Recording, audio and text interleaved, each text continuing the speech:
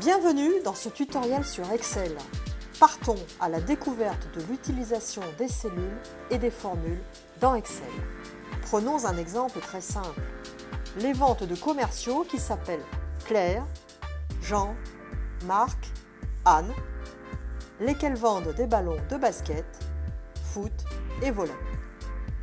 Nous allons saisir les volumes de vente de ces différents commerciaux par type de produit.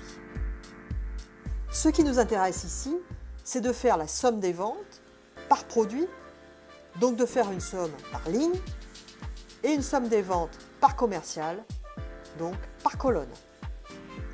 Je vais donc intituler une nouvelle colonne « Toto » et une nouvelle ligne « Toto ». Ici, je vais faire figurer la somme des ventes de ballons de basket.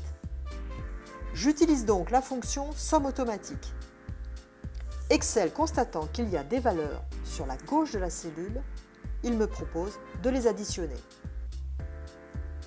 Il me propose donc, comme on le voit dans la barre des formules, d'additionner les valeurs de la cellule E5 à la cellule H5. C'est ce que je veux, je valide. Pour les ballons de foot, je peux procéder de la même façon. Pour les ballons de volley, je peux faire également de la même façon, avec la somme automatique. Je peux également demander à Excel de reproduire le même type de formule que celle que je viens de traiter. On appelle ça « tirer la formule ». Je me positionne donc à l'angle en bas à droite de la cellule jusqu'à l'apparition de la croix et je tire avec la souris vers le bas.